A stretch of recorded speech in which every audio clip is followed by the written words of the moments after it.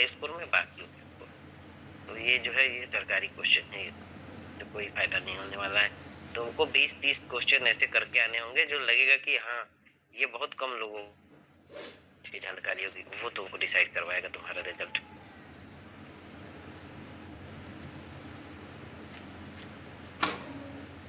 बहुत वोमिटिंग हो रहा है, उल्टी उल्टी आ रहा है ना।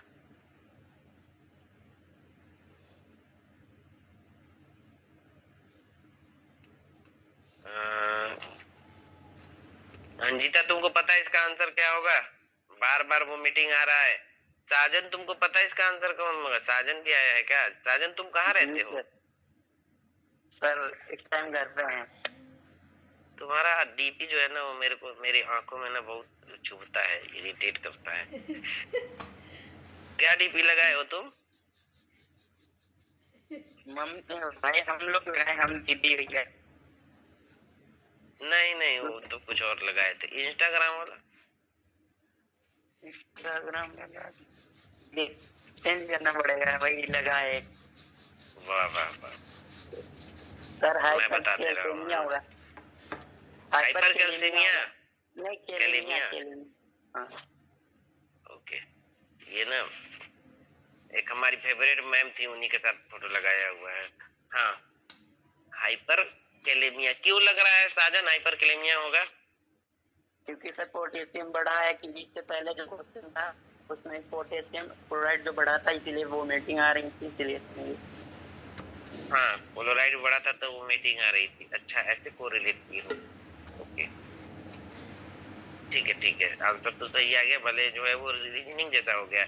आप रोज बताओ क्या आंसर होगा? हाइपर कैलेमिया होगा क्या? क्वेश्चन दिखा दीजिए।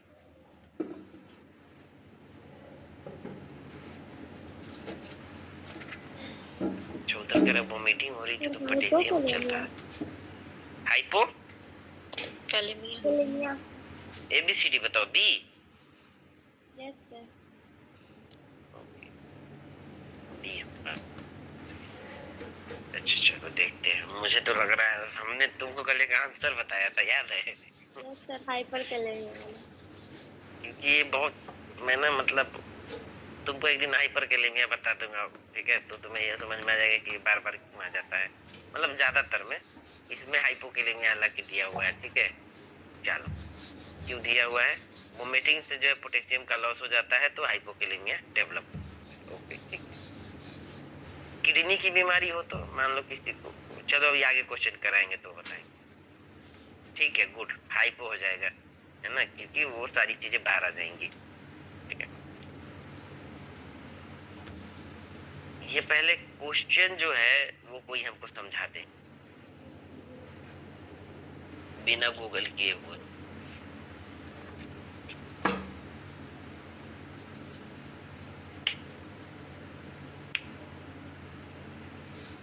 अच्छा चलो, इस क्वेश्चन को बिना पढ़े हुए सिर्फ 4 ऑप्शन है किसी कंडीशन में, तो बहुत कॉमन आंसर क्या होता है? प्रायोरिटी किसको देते हैं? Sir option B. Option B, SS airway को प्रायोरिटी देते हैं, है ना? प्रायोरिटी ज्यादातर यही देते हैं। ओरल फ्लूइड क्यों देंगे? ओरल फ्लूइड ज्यादा नहीं देते भाई। ओरल फ्लूइड तुम दोगे ना ज्यादा, वो एस्पिरेट कर जाएगा, चोकिंग हो जाएगा भाई, तो ना चला जाएगा वो लंग्स में। इसीलिए पानी वानी ज्यादा नहीं देना चाहिए। कोई भी क्रिटिकल सिचुएशन हो, ठीक है, कोई क्रिटिकल सिचुएशन हो, कोई इमरजेंसी सिचुएशन हो, या पेशेंट बहुत घबराया हुआ हो, इन सारे कंडीशन में कभी भी पानी नहीं देना चाहिए। इस बात को ध्यान रखो, ठीक है? साथ साथ में जो है ना बेसिक भी नॉलेज लेते चलो ग्राउंड का, है ना? जैसे तुम्हारे पास कोई आ गया है ना कि इनको जो है सांप काट दिया है, इनको जो है गाड़ी से चोट लग गई, मतलब तो तुरंत क्या होता है ना, आदमी पानी वानी पिलाने लगता है। पानी नहीं मत पिलाओ भाई साहब, है ना?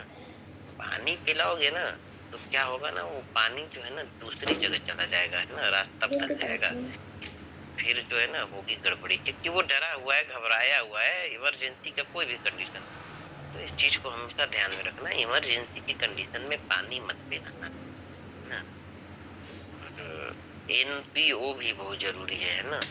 नेल पर ओरल का जो केस है, यानी अगर पेशेंट को सर्जरी होनी है तो भी उसको पानी घोल के भी मत पिलाना, ना थोड़ा सा भी मांगे ना तो कहना ना कि जहर है ये, पानी नहीं है। अगर पी लिया पानी ना इतना वोमिटिंग करेगा वो ना आफ्टर सर्जरी, तो सोच भी नहीं सकते। ठीक है, ये बात मुझे इसलिए मालूम है क्योंकि मेरे साथ खुद हुआ था। मुझे पानी पीने के लिए मना किया गया था और मैं कहा अरे थोड़ा सा पी लेते हैं क्या हो जाएगा, है ना। तो फिर समझ में आया कि क्या हो जाएगा। ठीक है, तो क्वेश्चन कोई समझा सकता है?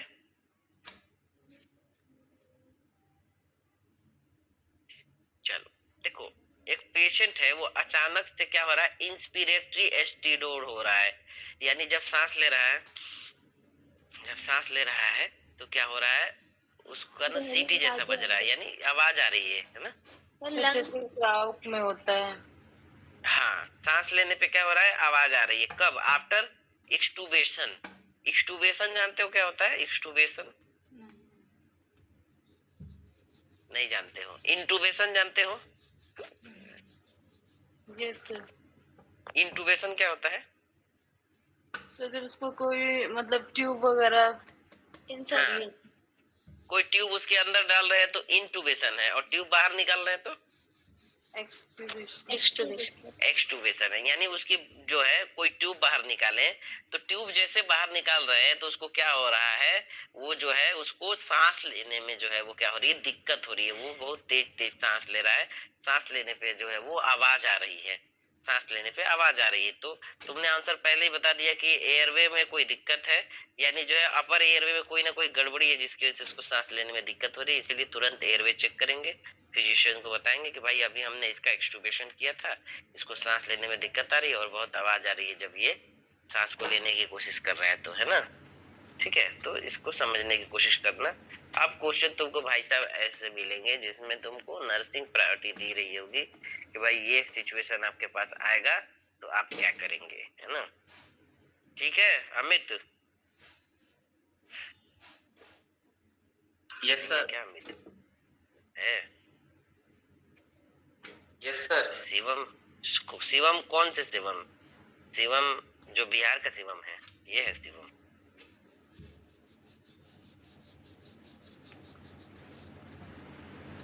अगर हो मेरे भाई, ठीक है, तो पढ़ाई करो ना। मैं तो यही कहूंगा, बहुत लंबा लेक्चर तो तुमको नहीं दे पाऊंगा। पढ़ाई करो, बिहार के लोगों का ना बहुत नाम है जहाँ भी है पढ़ने लिखने में, है ना। IAS PCS वाला बहुत नाम है उनका, है ना। तो चेस करो पढ़ाई को तो बहुत आगे जाओगे। बाकी चीजों को जो चेस कर रहे हो कुछ नहीं मिलेगा तुमको। मैं एक बात बताऊं शिवम भाई, हमको ना तुम्हारे यहाँ, ठीक है, थोड़ा सा good morning sir. Good morning. तुम्हारे यहाँ की बात बता रहा हूँ, मतलब कॉलेज में तो हमको ना मतलब बहुत कहीं से पता चल जाता है लोगों को, फलाने सर पढ़ाते हैं लिखाते हैं, ठीक है। तो मतलब MBBS कैंडिडेट थे, MBBS कैंडिडेट है ना। हमको ना तुम्हारे ही हॉस्पिटल के वो रीजनिंग मैथ जी के नॉन नर्सिंग, मतलब नॉन बताइएगा, नॉन हर जगह रहता है, मुझे पढ़ा दीजिएगा नॉन। हमने कहा नहीं, तुमको लिटरली अपना ये बता रहा हूँ, बहुत ये सारी चीजें मेरे साथ हुई। मैंने कहा नहीं, है ना, 4 दिन तुमको पढ़ाऊंगा, ठीक है, और जो है ना इमोशन डेवलप होने लगेंगे ना, ना तुम पढ़ पाओगे ना हम पढ़ा पाएंगे। तो जो है रिस्क फैक्टर को ना एब्सेंट करना पड़ता है आगे बढ़ने के लिए जिंदगी में, तो वहीं रह जाओगे। ठीक है, कौन सा कंडीशन है जो लंबर पंक्चर में जो है वो क्या है, ऑब्सोल्यूट कंट्राइंडिकेटेड है ना। ऑब्सोल्यूट कंट्राइंडिकेटेड है, यानी लंबर पंक्चर की कंडीशन में जो है वो क्या करेंगे भाई साहब, इस चीज को जो है वो अगर है तो लंबर पंक्चर नहीं करेंगे। अब लंबर पंक्चर क्या है ये तुम बहुत डिटेल में पढ़ चुके हो। Sir option B. हाँ बिल्कुल, option B sir, option B sir. Intracranial pressure अगर बड़ा है तो उसको लंबर पंक्चर नहीं देंगे। लंबर पंक्चर की क्लास में किसी को कोई इशू हो तो आप फिर से जाके क्लास देखना, और जिन्होंने पढ़ लिया हो उनकी भी ये प्रायोरिटी बनती है कि अभी जाके कभी भी आपको आज टाइम मिले तो लंबर पंक्चर जो है वो जरूर से जरूर जो है वो पढ़े, है ना। जरूर से जरूर जो है वो पढ़े जाके। क्या होता है, हेडेक क्यों होता है, ठीक है, लंबर पंक्चर में पोजीशन कब कौन सी दी जाती है, ड्यूरिंग प्रोसीजर कौन सी दी जाती है, आफ्टर प्रोसीजर कौन सी दी जाती है, हेडेक क्या है, ठीक है, और ये जो है इसको नापने के लिए जो इंट्राक्रैनियल प्रेशर है उसको क्या कहते हैं, कैसे मेजर करते हैं, ये बहुत सारी डिटेल लेंथ आपको सारी चीजें बताई गई हैं। जिन्होंने नहीं पढ़ा है वो ग्रुप में जाके देख लो, नहीं पता है मुझे बताना, मैं भेज दूंगा।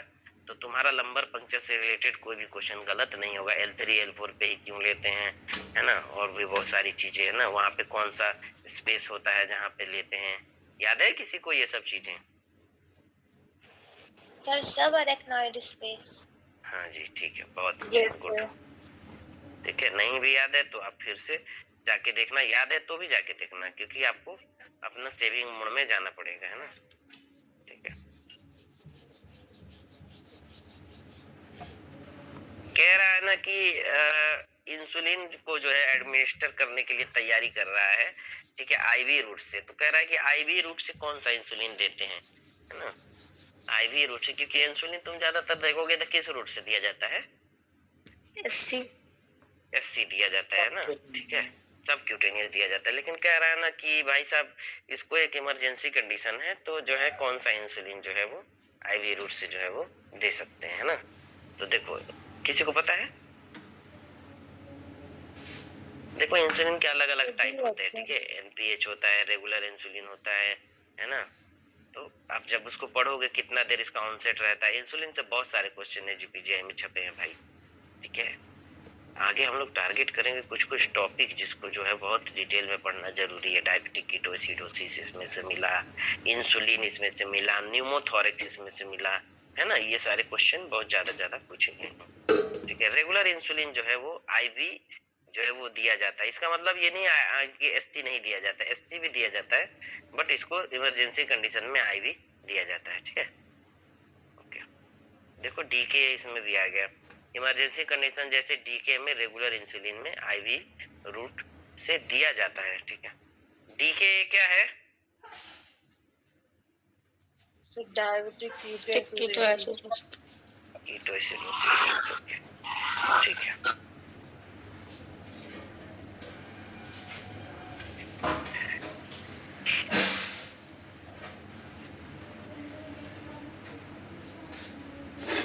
Patient with chronic kidney disease, kidney की बीमारी है, अभी मैं यही क्वेश्चन जो है इससे पहले पूछने वाला था कि किडनी की बीमारी है उसको, तो उसको कौन सा इलेक्ट्रोलाइट की प्रॉब्लम उसमें देखने को मिल सकती है। किडनी यानी फिल्टर का काम सही से नहीं कर रहा है, तो फिल्टर का काम सही से नहीं कर रहा है तो कौन सी बीमारी इसमें देखने को मिल सकती है?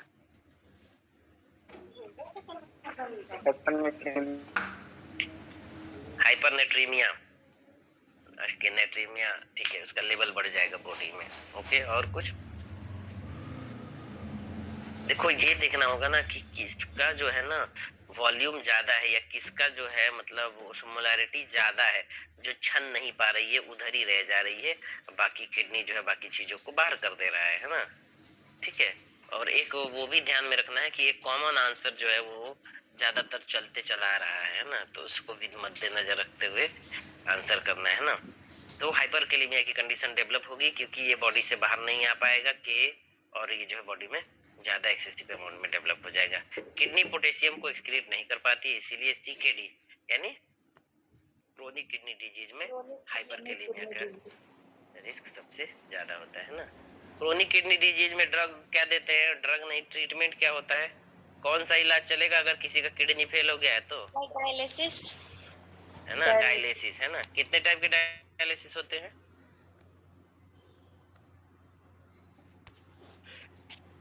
दो टाइप के डायलिसिस होते हैं, ठीक है, हेमोडायलिसिस और पेरिटोनियल डायलिसिस, है ना, हेमोडायलिसिस और पेरिटोनियल डायलिसिस।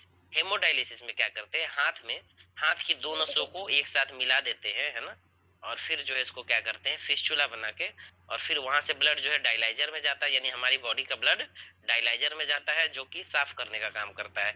और फिर दूसरे जो है एक और जो है हम ये बनाते हैं, मतलब क्या कह सकते हैं उसको, वीगो इंसर्ट करेंगे नॉर्मली, ऐसे समझो, और उसमें जो है खून वापस से आएगा, यानी खून हमारी बॉडी से जाएगा डायलाइजर मशीन में, वहां साफ होगा, साफ होने के बाद फिर दूसरे रूट से, यानी उसी हाथ में दूसरा एक जो है वो हमारा कैमरा लगा होगा, वहां वो ब्लड प्यूरिफाई होके दोबारा हमारे ब्लड में आएगा। ठीक है। इसीलिए एक क्वेश्चन आपसे पूछ सकता है कि डायलिसिस की कंडीशन में पेशेंट किस कंडीशन में होता है, यानी उसका ब्लड प्रेशर क्या रहेगा, हाइपरटेंशन रहेगा या हाइपोटेंशन रहेगा। ब्लड प्रेशर बढ़ा रहेगा या घटा रहेगा। सर हाइपोटेंशन रहेगा। Hypo, yes sir. हाइपो रहेगा, हाइपर रहेगा या हाइपर रहेगा, बताओ देवेंद्र। किसी का डायलिसिस हो रहा है ना। डायलिसिस को ऐसे समझो कि तुम्हारे खून को जो है वो क्या कर दिया गया, बाहर निकाल दिया गया और फिर उसको दूसरे रास्ते से अंदर भेजा जा रहा है ना। हाइपर रहेगा, हाइपर रहेगा ब्लड, क्योंकि बॉडी में ब्लड कम होगा तो हार्ट ज्यादा से ज्यादा तेज पंप करेगा, इसलिए काम फैटी करेगा। बढ़ेगा। ओके ओके ठीक है, यानी ब्लड कम रहेगा तो ज्यादा पंप करेगा, है ना। ओके, प्रेशर पड़ेगा ज्यादा। बस इस कंडीशन में क्या होगा, हाइपोटेंशन होगा, क्योंकि हमारे ब्लड का वॉल्यूम बहुत कम है और हाइपोटेंशन और हाइपोवोल्मिक शॉक की कंडीशन ज्यादा बनी रहेगी, वो है ही नहीं, तो जो है ब्लड का फ्लो बॉडी में होगा ही बहुत कम, है ना। हार्ट बीट कर रहा है, उसके पास होनी भी चाहिए, तो हमारा जो है खून बहुत ज्यादा मात्रा में बाहर है। हाइपोटेंशन की कंडीशन एक क्वेश्चन एग्जाम का था कि डायलिसिस के कंडीशन में क्या है, तो हाइपोटेंशन, क्योंकि ब्लड का वॉल्यूम हमारी बॉडी में बहुत कम है, जिसकी वजह से जो है वो हाइपोटेंशन हमें देखने को मिल सकता है। साथ साथ में एक और प्रॉब्लम थी, हाइपोवोल्मिक शॉक में पेशेंट जा सकता है, क्योंकि उसके बॉडी में वॉल्यूम ऑफ ब्लड फ्लूइड जितने हैं ब्लड जो है वो बाहर आ जा रहा है। हाँ जी, इसीलिए हाइपोवोलेमिया या शॉक में जा सकता है पेशेंट। चलो, कह रहा है एक पेशेंट है, इमरजेंसी है, तो पहला जो है वो किस चीज पे ध्यान देंगे। 4 पेशेंट हैं, किन पे पहले ध्यान देंगे। फीवर है और गले में दिक्कत है, उनको सोर थ्रोट है ना, या फिर उनका बीपी जो है 90/60 mmHg है और चेस्ट पेन हो रहा है, दिल में दर्द हो रहा है और पसीना आ रहा है, या फिर सर जो है क्या है, बी ऑप्शन बी। अच्छा, ए कौन सी बीमारी को डिनोट कर रहा है, बताइए वन वर्ड में। ए कौन सी बीमारी को? Rheumatic fever. बहुत अच्छे, very good. Streptococcus aureus beta hemolytic, बहुत अच्छे, गुड। ये जो है वो स्ट्रेप्टोकोकस ऑरियस यानी जो है रिमेटिक फीवर को रिप्रेजेंट कर रहा है, ठीक है, गुड। 90/60 mmHg जो अभी हम लोग बात कर रहे थे, और पेन भी है उसको, है ना, चेस्ट में, तो जल्दी से जो है इसको ट्रीट कराओ, नहीं तो ये जो है शॉक के कंडीशन में जा रही है, क्योंकि ज्यादातर जा रही है, होती है ये, है ना, बीपी लो उसी का ज्यादा रहता है, रही है का। सीवियर चेस्ट पेन है, हाइपोटेंशन है, तो एक्यूट कोरोनरी सिंड्रोम या कार्डियोजेनिक शॉक का कंडीशन हो सकता है। एबीसी प्रिंसिपल के हिसाब से इस पेशेंट को सबसे पहले अटेंड करना चाहिए, ठीक है। ओके, समझ में आई मेरी बात भाई? ठीक है, चलो, इस क्लास में जो है तुमने क्या सीखा आयुषी,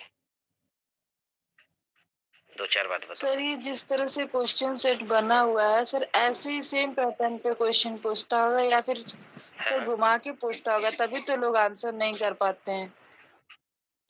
घुमा के तुम ये सोचोगे कि हमने नंबर पंक्चर पढ़ लिया है, अगर हमने नंबर पंक्चर पढ़ लिया है तो हमसे ये पूछेगा कि L3 और L4 के बीच में दिया जाता है क्या, तो वो नहीं पूछता है। वो पूछेगा कि एक पेशेंट है और उसको जो है स्पाइन का जो है वो कुछ प्रॉब्लम।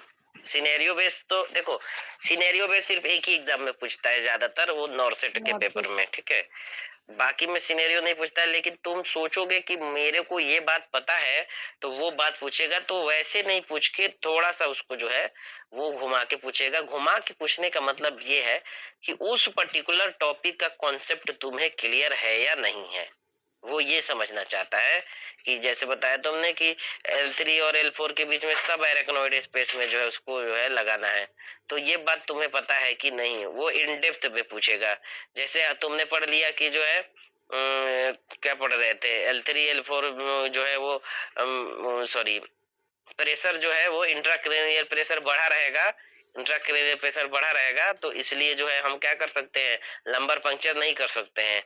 तो तुम्हें पूछेगा कि क्यों नहीं कर सकते हैं, है ना, क्यों जो है वो लंबर पंक्चर नहीं कर रहा है, इंट्राक्रेनियल प्रेशर बढ़ा है, तो वो जानना चाहता है ये चीज, क्यों नहीं कर सकते हैं। आईसीपी बड़ा है तो तुम नहीं कर सकते हो, ये तो तुमने बता दिया हमें।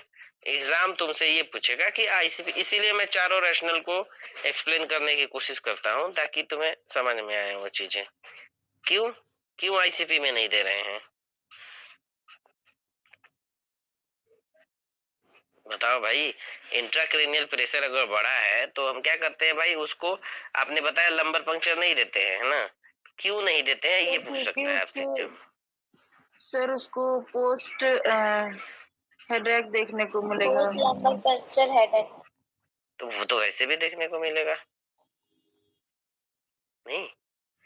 अगर तुम जो है इंट्राक्रेनियल प्रेशर बढ़ रहा है ना, इंट्राक्रेनियल प्रेशर बढ़ रहा है तो लंबर पंक्चर नहीं करेंगे, लंबर पंक्चर नहीं, अब है ना। इंट्राक्रेनियल प्रेशर बढ़ रहा है तो लंबर पंक्चर नहीं करेंगे। क्यों नहीं करेंगे भाई, करना तो चाहिए। अगर नहीं करेंगे, ये बता रहा है कि ठीक है नहीं करेंगे, तो मतलब करने से क्या हो जाएगा भाई, ये बात को समझना जरूरी है तुम्हारे एग्जाम पॉइंट ऑफ व्यू से लिए।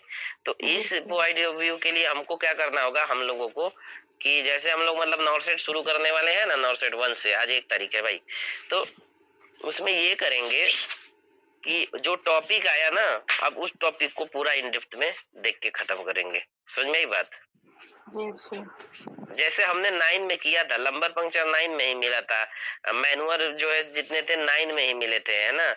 और जो है क्या बोलते हैं, बहुत सारे क्वेश्चन आपको 9 में मिल जाएंगे, रीजनिंग वगैरह भी वहीं से मिले थे, ठीक है। तो क्योंकि जो है इससे हमारा फ्लूइड का फ्लो जो है बहुत ज्यादा हो जाएगा, फ्लूइड का फ्लो जो है वो हमें बहुत ज्यादा हो जाएगा, है ना, जितना चाहिए उससे ज्यादा एमएल में जो है वो फ्लूइड निकल जाएगा बॉडी से, है ना। और तो हेडेक जो तो ऑलरेडी वो मैनेज नहीं हो रहा था इसलिए हेडेक हो रहा था, अब हेडेक की मात्रा और बढ़ जाएगी। चलो जल्दी जल्दी बताओ, आरुषि बताओ क्या क्या समझ में आया, 2-4 बात बताओ, क्या पढ़े तुम आज, क्या सीखे?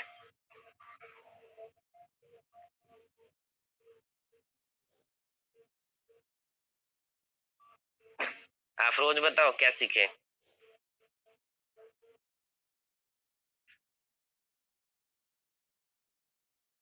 आज मैंने ये जाना, जाना।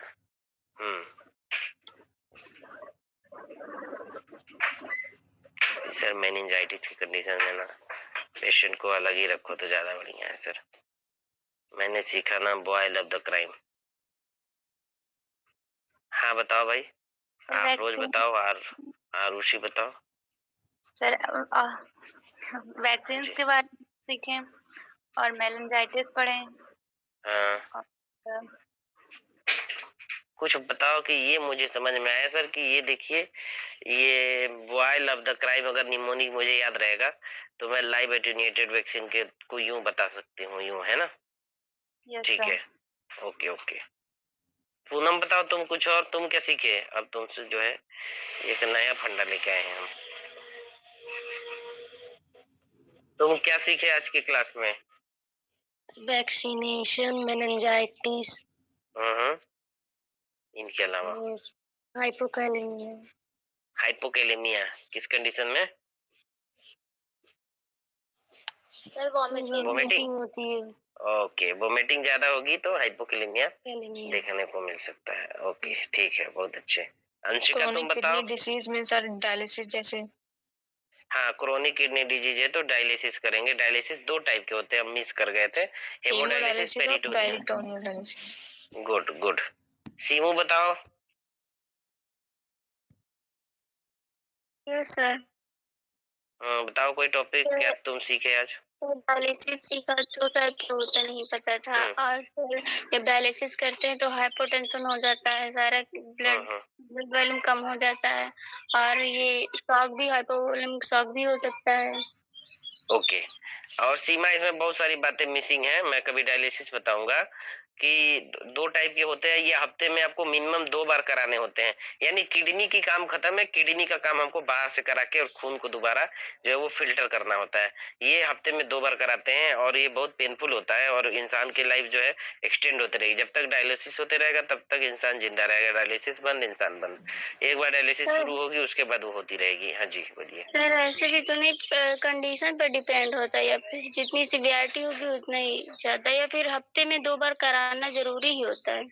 2 बार कराना होगा, हेमोडायलिसिस होगा तो, है ना। सीवियरिटी ये है ना कि किडनी हो गई खत्म, ठीक है, तो वो अब फिल्टर कर नहीं रही है। तो हमारी बॉडी की ऐसी बनावट है हमारी ब्लड वॉल्यूम के हिसाब से कि हम मतलब हफ्ते में जो है 3 दिन पे अगर करा ले रहे हैं डायलिसिस, तो हमारा खून फिर से जो है वो नॉर्मल हो जाएगा। फिर वो डायलाइजर में जाएगा तो वहां पे क्या करेगा, उसमें जितने भी हाइपरकेलेमिया नेट्रीमिया जो बन रहे हैं ना बार बार में, उनको न्यूट्रल करके फिर भेज देगा बॉडी में, समझे। हाँ ठीक है, कभी बताऊंगा इसके बारे में डिटेल में, डायलिसिस के बारे में। डायलिसिस के पेशेंट दिखाऊंगा आपको रियल में, वो कैसे दिखते हैं, कैसे होते हैं, क्या फीलिंग उनकी होती है ना। ओके फिर उनकी डेथ भी हो गई। हाँ, मेरे यहाँ है ना पेशेंट, वो मतलब 20-22 साल के, 20-22-30 साल के हैं, है ना। और मतलब बच्चे बच्चे भी हैं, फैमिली है, और उनका मतलब 2 बार होता है, सोच लो। अब पहले तो यार डायलिसिस में प्रॉब्लम ये है ना, इंसान मर इसलिए जाएगा ना कि पैसे ही नहीं होंगे ना उतने भाई, है कि नहीं। कितना दिन कराओगे, कितना अफोर्ड करोगे, ऐसा तो है नहीं ना कि खून का जांच करा लिए तुम। और पेरिटोनियल वाले को भी देखना, ये तो मैंने, तुम एक वीडियो देखना, मैं भेज दूंगा डायलिसिस का अच्छे से, ठीक है। ओके, पेरिटोनियल वाले में पेरिटोनियम कैविटी में जो है वो क्या करते हैं, फ्लूइड भर देते हैं। यदि तुम ऐसे नॉर्मल में समझो कि उसको सेंट्रल लाइन कैथेटर लगा के, है ना, पेट में पूरा जो है वो फ्लूइड पानी भर देते हैं। पानी भरने के बाद, पानी क्या है, वो छानने वाला पानी है, ठीक है। यानी कैसे हम लोग जो है कचड़ा साफ करते हैं कुछ डाल के, तो उसको पेरिटोनियल में वो पूरा पेट में भर देते हैं उसको, ठीक है। भरने के बाद जो है उसको मतलब नीचे के रूट से, पेट में नीचे से कहीं से जो है वो क्या करते हैं, एक ट्यूब ड्रेन लगाते हैं, ड्रेन लगा के, और जो जितना भी उसमें हमारा कचरा था उसको वो बाहर निकाल लेता है, समझे। यानी सीवीपी लाइन लगा के, और उसको जो है केमिकल को डालेंगे बॉडी में। डालने के बाद नीचे एक और जो है ये लोअर एब्डोमेन साइड में, उसको क्या करेंगे, धीरे धीरे धीरे धीरे करके वो निकल जाएगा, जो उसमें का वो रहेगा। ये थोड़ा सा इजी होता है कंपेयर टू हेमोडायलिसिस, ठीक है। कभी बताएंगे अच्छे से। दोनों डायलिसिस कोर्स होता है भाई, 2 साल की पढ़ाई है। यही वाला हुआ था। हाँ जी, हुआ था तो उनका वो नहीं हो पाता, लास्ट में किडनी ट्रांसप्लांट ही हुआ था, सही नहीं हो पाया था। बहुत खराब प्रॉब्लम है भाई, किडनी ठीक नहीं होगा ना तो फिर जी नहीं पाएगा इंसान, है ना। ठीक है, ओके। बाकी तो तुमने देखा ही है ना, इतने ही क्वेश्चन थे। चलो तो देखो भाई, 6 महीने बर्बाद हम लोग कर चुके हैं। ओके, 2 मिनट और लूंगा आपका, ठीक है। लकी तुम चले गए, लकी तुम आ गए, तो नेटवर्क प्रॉब्लम कर रहा है। ओके ओके, कोई बात नहीं। तो देखो 6 महीने हम लोग ऑलरेडी जो है वो बर्बाद कर चुके हैं, बचा है हमारे पास 6 महीने, ठीक है। तो अब देखो हमारे अगले 6 महीने का टारगेट रहेगा 10 नॉर्स्टेट को जो है वो खत्म कर देते हैं। ओके, सही है या नहीं बताओ। Yes sir. Yes sir. है ना, तुमको लेवल के क्वेश्चन मिल जाएंगे। लेवल के क्वेश्चन जब मिलेंगे तो तुम्हारे लिए जो है स्टेट गवर्नमेंट और सीएचओ और एएनएम के जो कोर्सेज होंगे वो इजी हो जाएंगे, ठीक है। दूसरी चीज, ये एक्सक्लूसिव हमारा यहाँ चलेगा, अच्छा से नोटबुक बना लो। देखो थोड़ा सा भाई एफर्ट डालो मेरे भाई, ठीक है। मैं तुमसे यार ये बोलता हूँ तो मुझे खुद शर्म आती है, तुमसे क्यों बोल रहा हूँ कि तुम पढ़ो। तो तुम ना जो भेजूंगा ना उसको पढ़ना, फोटो निकलवा लेना उसके, जो फोटो भेजूंगा उन सारी चीजों के, और ना उसका नोट बनाओ। तुम उस कॉपी को अच्छा बनाओ, अलग बनाओ कि इसमें मेरा नॉर्सेट 1 से नॉर्सेट 10 के पेपर सारे सॉल्यूशन सॉल्व है। उससे तुम ना भाई किसी को तुम ना वो, जो मैं हाइप जनरेट किए रहता हूँ ना हर जगह यही सब करके, है ना, कि थोड़ा अलग दिखो दुनिया से, ठीक है। तो वो चीजें हैं कि तुम थोड़े से मेहनत करो ना उस पे। 6 महीने बचे हैं इस साल में, 6 महीने में ढंग से कर लो, ठीक है। तो तुम्हारा बहुत बहुत आगे चले जाओगे, अच्छा जाओगे। जो जितने कम क्लास में हैं वो उतने ही आगे हैं, और जो पास कर चुके हैं वो भी अपनी जगह से बहुत अच्छे हैं, जिस जगह से वो आए हैं, जिस कॉलेज में आप हो, ठीक है। तो वैकेंसी जब आएगा ना तो आपको आपकी जो है फायदे दिखेंगे जो हैं इसमें, पास आउट कर चुके। और जो जितने पीछे हैं, फर्स्ट ईयर के हैं, सेकेंड ईयर के हैं, थर्ड ईयर के हैं, वो जितने पीछे हैं उतने बेहतर जगह पे वो हैं। तो नॉर्सेट के कल से जो है हम लोग शुरू करेंगे भाई साहब, आप जो है उसके लिए प्रिपेयर रहिएगा। नॉर्सेट 1 का पेपर हम लोग कोशिश करेंगे सॉल्व करने की।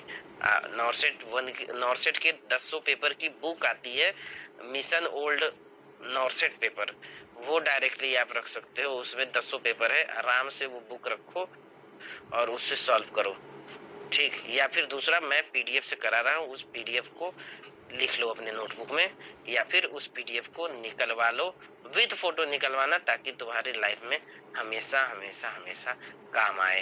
कायदे से पढ़ो, शिद्दत से पढ़ो, बहुत फायदे होंगे। बाकी जो तुम्हारा एकेडमिक है वो भाई थोड़ा थोड़ा आप लोग पढ़ो उसको, ठीक है। एकेडमिक में अच्छा बुरा करने पे कोई नहीं देखने वाला। कौन फर्स्ट सेमेस्टर में ज्यादा नंबर लाया था, सेकेंड, थर्ड, 4, 5, 6 में तुम खुद ही नहीं काउंट कर पाओगे। बेहतर ये है, साल भर जिनका बचा हुआ है 6 महीने, इस पे फोकस करो, मैं यही कहूंगा।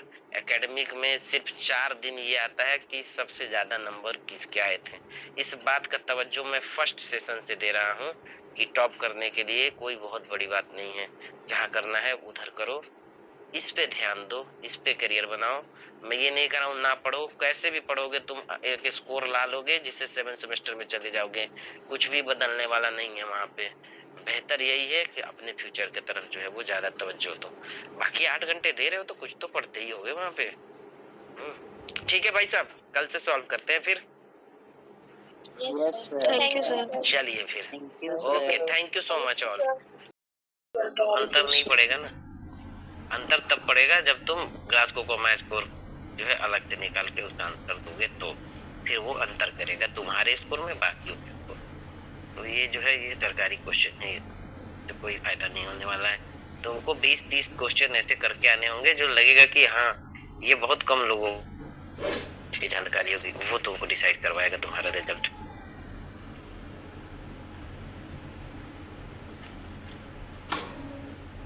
बहुत वो मीटिंग हो रहा है, उल्टी उल्टी आ रहा है ना।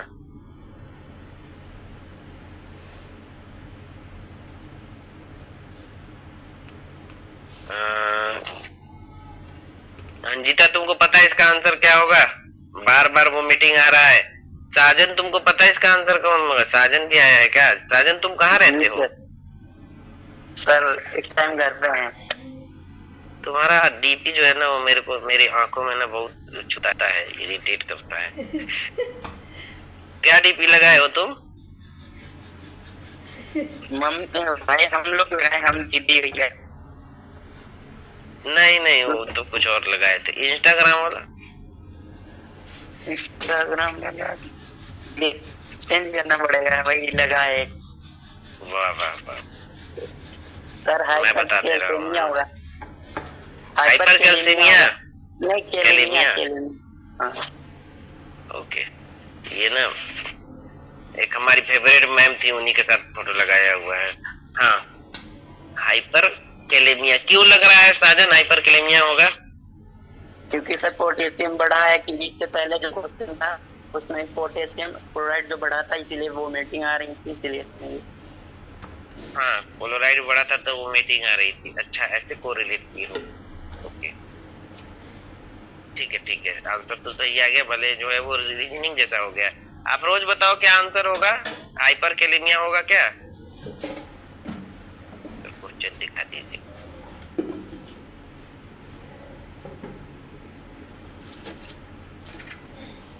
उधर कर वो मीटिंग हो रही थी तो पोटेशियम चल रहा है। Hypokalaemia. ABCD बताओ। B? Yes sir. Okay, B. अच्छा चलो देखते हैं। मुझे तो लग रहा है हमने तुमको कल एक आंसर बताया था, याद है? Yes sir, hyper kalaemia. क्योंकि ये बहुत, मैं ना मतलब तुमको एक दिन हाइपर कैलेमिया बता दूंगा, ठीक है? तो तुम्हें ये समझ में आ जाएगा कि बार बार क्यों आ जाता है। मतलब ज्यादातर में इसमें हाइपोकैलेमिया अलग दिया हुआ है, ठीक है? चलो, क्यों दिया हुआ है? वो मीटिंग से जो है पोटेशियम का लॉस हो जाता है तो हाइपोकैलेमिया डेवलप। ओके ठीक है, किडनी की बीमारी हो तो मान लो किसी को, चलो अभी आगे क्वेश्चन कराएंगे तो बताएंगे। ठीक है, गुड, हाइपो हो जाएगा, है ना, क्योंकि वो सारी चीजें बाहर आ जाएंगी। ठीक है,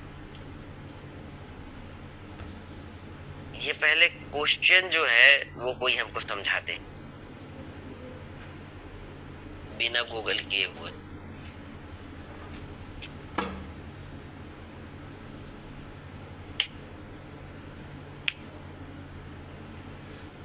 अच्छा चलो, इस क्वेश्चन को बिना पढ़े हुए सिर्फ 4 ऑप्शन है किसी कंडीशन में, तो बहुत कॉमन आंसर क्या होता है?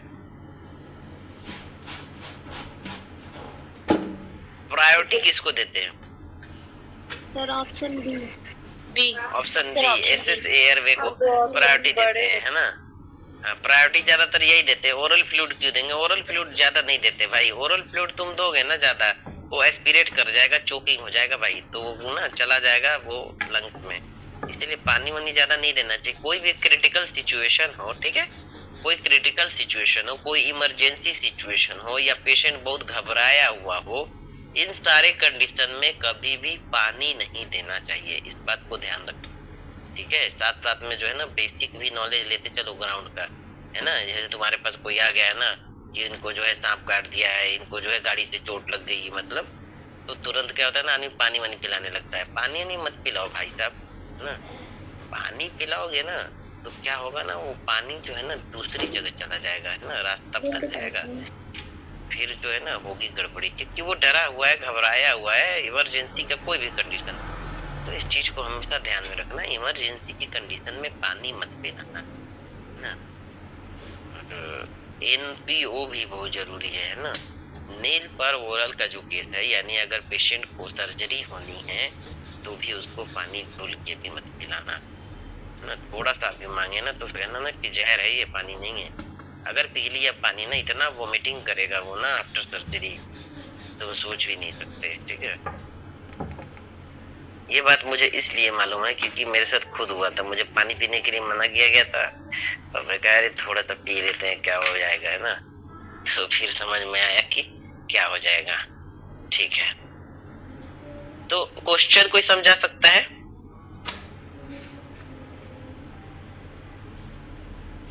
चलो देखो, एक पेशेंट है, वो अचानक से क्या हो रहा है, इंस्पिरेटरी एस्टिडोर हो रहा है, यानी जब सांस ले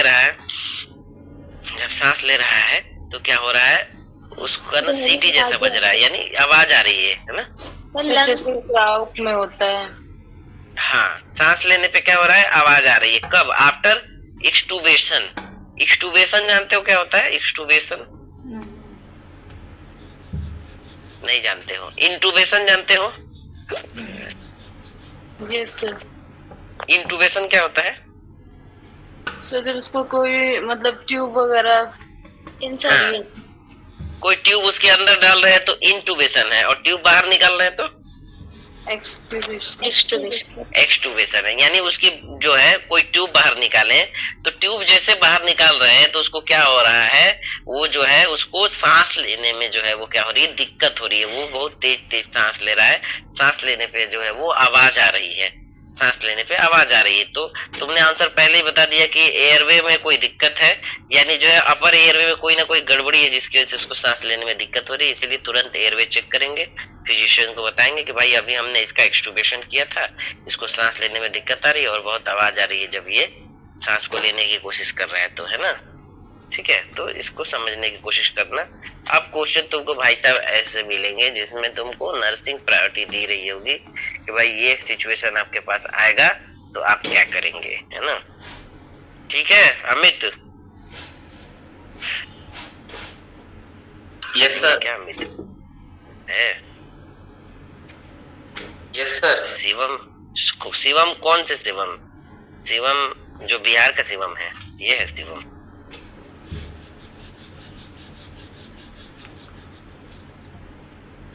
अगर हो मेरे भाई, ठीक है, तो पढ़ाई करो ना। मैं तो यही कहूंगा, बहुत लंबा लेक्चर तो तुमको नहीं दे पाऊंगा, पढ़ाई करो। बिहार के लोगों का ना बहुत नाम है जहाँ भी है पढ़ने लिखने में, है ना।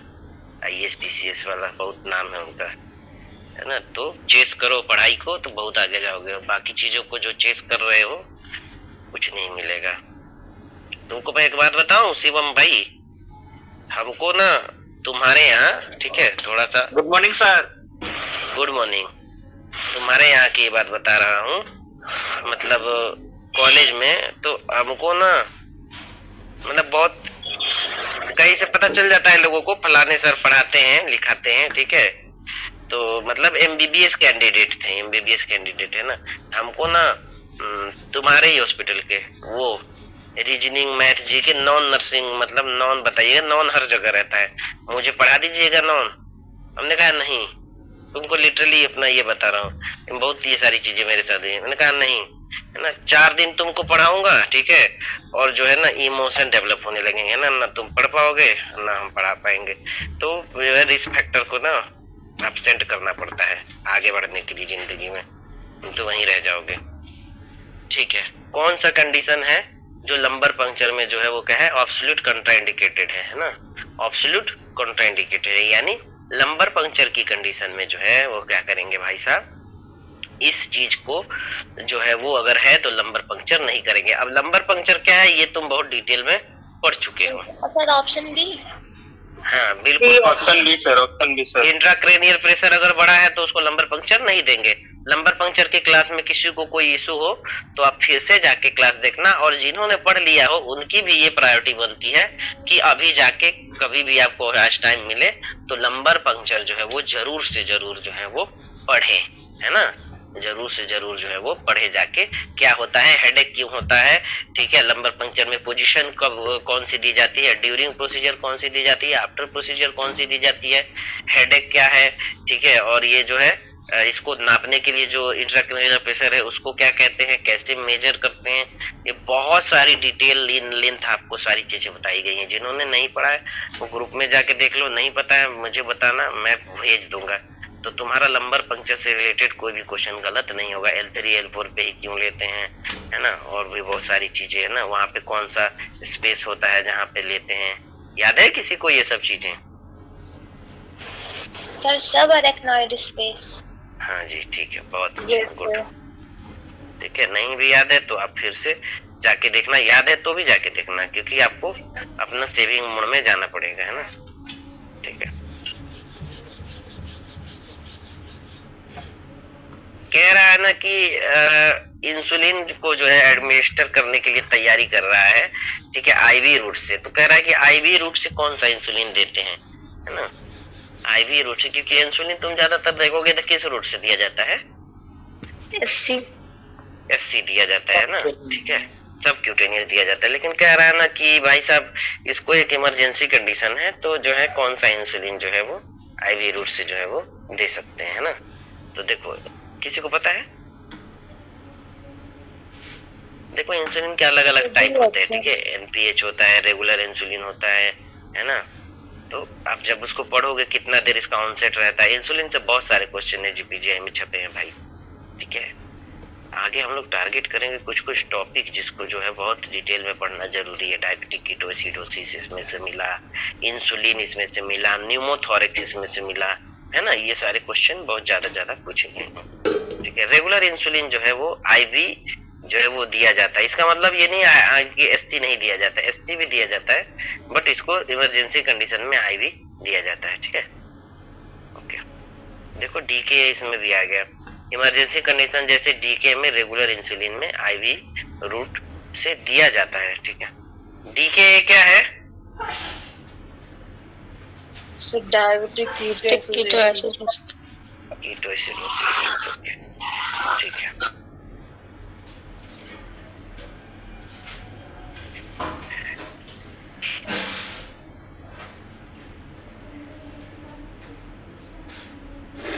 Patient with chronic kidney disease, kidney की बीमारी है, अभी मैं यही क्वेश्चन जो है इससे पहले पूछने वाला था कि किडनी की बीमारी है उसको, तो उसको कौन सा इलेक्ट्रोलाइट की प्रॉब्लम उसमें देखने को मिल सकती है।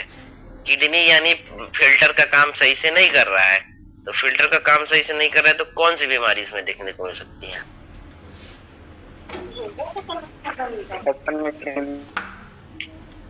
हाइपरनेट्रीमिया, नेट्रीमिया, ठीक है, उसका लेवल बढ़ जाएगा बॉडी में, ओके। और कुछ देखो ये देखना होगा ना कि किसका जो है ना वॉल्यूम ज्यादा है या किसका जो है मतलब osmolarity ज्यादा है, जो छन नहीं पा रही है उधर ही रह जा रही है, बाकी किडनी जो है बाकी चीजों को बाहर कर दे रहा है ना। ठीक है, और एक वो भी ध्यान में रखना है कि एक कॉमन आंसर जो है वो ज्यादातर चलते चला रहा है ना, तो उसको भी मद्देनजर रखते हुए आंसर करना है ना। तो हाइपरकैलेमिया की कंडीशन डेवलप होगी क्योंकि ये बॉडी से बाहर नहीं आ पाएगा के, और ये जो है बॉडी में ज्यादा एक्सेसिव अमाउंट में डेवलप हो जाएगा। किडनी पोटेशियम को एक्सक्रीट नहीं कर पाती, इसीलिए सीकेडी यानी क्रोनिक किडनी डिजीज में हाइपरकैलेमिया का रिस्क सबसे ज्यादा होता है ना। क्रोनिक किडनी डिजीज में ड्रग क्या देते हैं? ड्रग नहीं, ट्रीटमेंट क्या होता है? कौन सा इलाज चलेगा अगर किसी का किडनी फेल हो गया है तो? डायलिसिस है ना, डायलिसिस है ना। कितने टाइप के डायलिसिस होते हैं?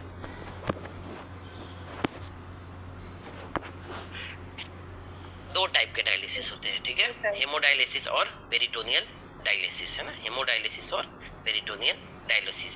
हेमोडायलिसिस में क्या करते हैं, हाथ की दो नसों को एक साथ मिला देते हैं, है ना, और फिर जो है इसको क्या करते हैं फिस्टुला बना के, और फिर वहां से ब्लड जो है डायलाइजर में जाता है, यानी हमारी बॉडी का ब्लड डायलाइजर में जाता है जो कि साफ करने का काम करता है। और फिर दूसरे जो है एक और जो है हम ये बनाते हैं, मतलब क्या कह सकते हैं उसको, वीगो इंसर्ट करेंगे नॉर्मली ऐसे समझो, और उसमें जो है खून वापस से आएगा, यानी खून हमारी बॉडी से जाएगा डायलाइजर मशीन में, वहां साफ होगा, साफ होने के बाद फिर दूसरे रूट से, यानी उसी हाथ में दूसरा एक जो है वो हमारा कैनुला लगा होगा, वहां वो ब्लड प्यूरिफाई होके दोबारा हमारे ब्लड में आएगा। ठीक है, इसीलिए एक क्वेश्चन आपसे पूछ सकता है कि डायलिसिस की कंडीशन में पेशेंट किस कंडीशन में होता है, यानी उसका ब्लड प्रेशर क्या रहेगा, हाइपरटेंशन रहेगा या हाइपोटेंशन रहेगा? ब्लड प्रेशर बढ़ा रहेगा या घटा रहेगा? सर हाइपोटेंशन रहेगा। हाइपो? Yes sir. हाइपो रहेगा, हाइपो रहेगा या हाइपर रहेगा, बताओ देवेंद्र। किसी का डायलिसिस हो रहा है ना, डायलिसिस को ऐसे समझो कि तुम्हारे खून को जो है वो क्या कर दिया गया, बाहर निकाल दिया गया, और फिर उसको दूसरे रास्ते से अंदर भेजा जा रहा है ना। हाइपर रहेगा ब्लड, क्योंकि बॉडी में ब्लड कम होगा तो ज्यादा से ज्यादा तेज पंप करेगा, इसलिए काम करेगा। ओके ओके ठीक है, यानी ब्लड कम रहेगा तो ज्यादा पंप करेगा, है ना। ओके, प्रेशर पड़ेगा ज्यादा। बस इस कंडीशन में क्या होगा, हाइपोटेंशन होगा, ये हमारे ब्लड का वॉल्यूम बहुत कम है, हाइपोटेंशन और हाइपोटेंशन रहेगी वो है ही नहीं, तो जो है ब्लड का फ्लो बॉडी में होगा ही बहुत कम, है ना। हार्ट बीट कर रहा है, उसके पास होनी भी चाहिए, तो हमारा जो है खून बहुत ज्यादा मात्रा में बाहर है। हाइपोटेंशन की कंडीशन एक क्वेश्चन एग्जाम का था कि डायलिसिस की कंडीशन में क्या है, तो हाइपोटेंशन क्योंकि ब्लड का वॉल्यूम हमारी बॉडी में बहुत कम है, जिसकी वजह से जो है वो हाइपोटेंशन में देखने को मिल सकता है। साथ साथ में एक और प्रॉब्लम की हाइपोवोलेमिक शॉक पेशेंट जा सकता है कि ब्लड से बाहर आ जाएगा। इसीलिए हाइपोवोलेमिया या शॉक में जा सकता है पेशेंट। चलो, कह रहा है एक पेशेंट है, इमरजेंसी है, तो पहला जो है वो किस चीज पे ध्यान देंगे? 4 पेशेंट है, किन पे पहले ध्यान देंगे? फीवर है और गले में दिक्कत है, उनको सोर थ्रोट है ना, या फिर उनका बीपी जो है 90/60 mmHg है और चेस्ट पेन हो रहा है, दिल में दर्द हो रहा है और पसीना आ रहा है, या फिर जो है क्या है? Option B. अच्छा, ये कौन सी बीमारी को डिनोट कर रहा है बताइए वन वर्ड में, ये कौन सी बीमारी? Rheumatic fever. बहुत अच्छे, very good. Streptococcus aureus beta hemolytic, बहुत अच्छे, गुड। ये जो है वो स्ट्रेप्टोकोकस ऑरियस यानी जो है रूमेटिक फीवर को रिप्रेजेंट कर रहा है, ठीक है, गुड। 90/60 mmHg जो अभी हम लोग बात कर रहे थे, और पेन भी है उसको, है ना, चेस्ट में, तो जल्दी से जो है इसको ट्रीट कराओ, नहीं तो ये जो है शॉक के कंडीशन में जा रही है, क्योंकि ज्यादातर जा रही है, होती है ये, है ना, बीपी लो उसी का ज्यादा रहता है, रही है का। सीवियर चेस्ट पेन है, हाइपोटेंशन है, तो एक्यूट कोरोनरी सिंड्रोम या कार्डियोजेनिक शॉक का कंडीशन हो सकता है। एबीसी प्रिंसिपल के हिसाब से इस पेशेंट को सबसे पहले अटेंड करना चाहिए, ठीक है। ओके, समझ में आई मेरी बात भाई? ठीक है, चलो इस क्लास में जो है तुमने क्या सीखा आयुषी? दो चार बात बताओ। सर ये जिस तरह से क्वेश्चन सेट बना हुआ है सर, ऐसे ही सेम पैटर्न पे क्वेश्चन पूछता होगा या फिर सर घुमा के पूछता होगा, तभी तो लोग आंसर नहीं कर पाते हैं। घुमा के तुम ये सोचोगे कि हमने नंबर पंक्चर पढ़ लिया है, अगर हमने नंबर पंक्चर पढ़ लिया है तो हमसे ये पूछेगा कि L3 और L4 के बीच में दिया जाता है क्या, तो वो नहीं पूछता है। वो पूछेगा कि एक पेशेंट है और उसको जो है स्पाइन का जो है वो कुछ प्रॉब्लम। सिनेरियो बेस तो देखो, सिनेरियो बेस सिर्फ एक ही एग्जाम में पूछता है ज्यादातर, वो नॉर्सेट के पेपर में, ठीक है। बाकी में सिनेरियो नहीं पूछता है। लेकिन तुम सोचोगे कि मेरे को ये बात पता है तो वो बात पूछेगा, तो वैसे नहीं पूछ के थोड़ा सा उसको जो है वो घुमा के पूछेगा। घुमा के पूछने का मतलब ये है कि उस पर्टिकुलर टॉपिक का कॉन्सेप्ट तुम्हें क्लियर है या नहीं है, वो ये समझना चाहता है। कि जैसे बताया तुमने कि L3 और L4 के बीच में सब एराकनॉइड स्पेस में जो है उसको जो है लगाना है, तो ये बात तुम्हें पता है कि नहीं, वो इन डेप्थ में पूछेगा। जैसे तुमने पढ़ लिया कि जो है क्या पढ़ रहे थे, L3 L4 जो है वो सॉरी प्रेशर जो है वो इंट्राक्रेनियल प्रेशर बढ़ा रहेगा, इंट्राक्रेनियल प्रेशर बढ़ा रहेगा, तो इसलिए जो है हम क्या कर सकते हैं, लंबर पंक्चर नहीं कर सकते हैं। तो तुम्हें पूछेगा कि क्यों नहीं कर सकते हैं, है ना, क्यों जो है वो लंबर पंक्चर नहीं कर रहा है, इंट्राक्रेनियल प्रेशर बढ़ा है, तो वो जानना चाहता है ये चीज, क्यों नहीं कर सकते हैं। आईसीपी बढ़ा है तो तुम नहीं कर सकते हो, ये तो तुमने बता दिया हमें।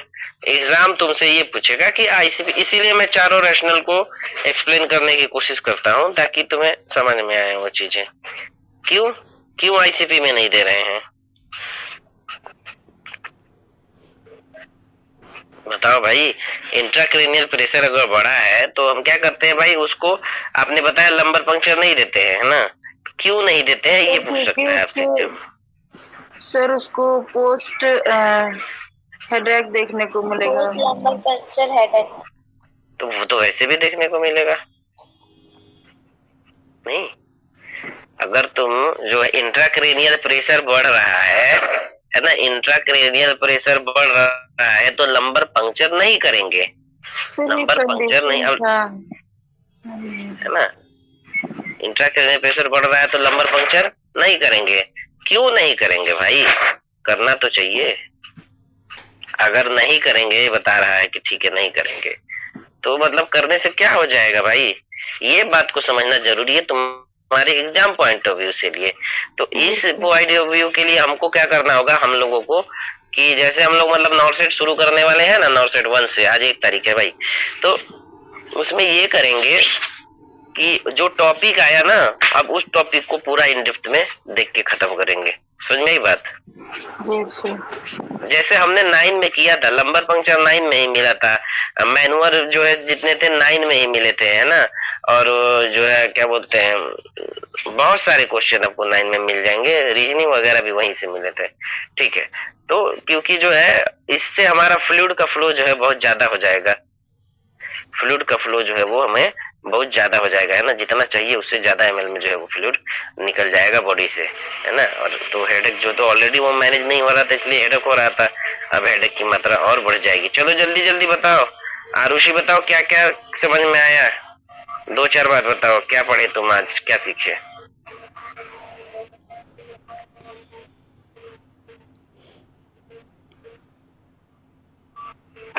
अफरोज बताओ क्या सीखे।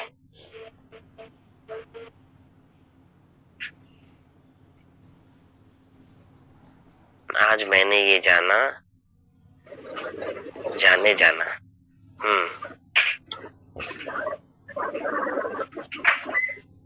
सर, मेनिंजाइटिस की कंडीशन में ना पेशेंट को अलग ही रखो तो ज्यादा बढ़िया है सर।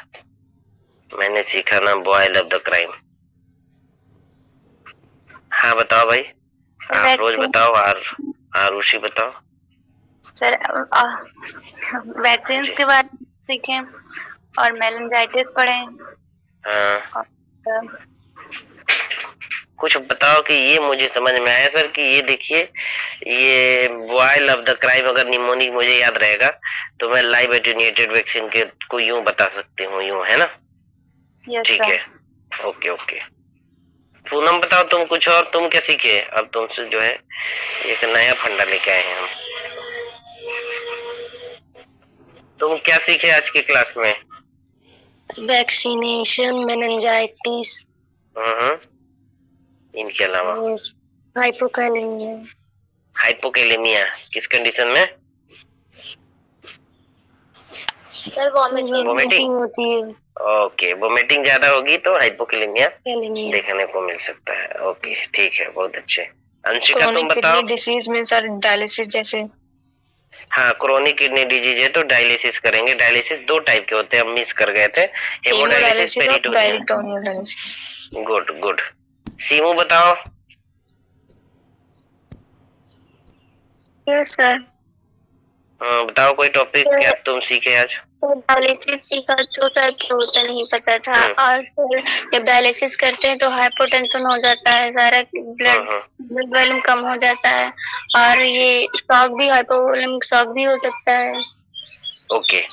और सीमा, इसमें बहुत सारी बातें मिसिंग है। मैं कभी डायलिसिस बताऊंगा कि दो टाइप के होते हैं, ये हफ्ते में आपको मिनिमम 2 बार कराने होते हैं।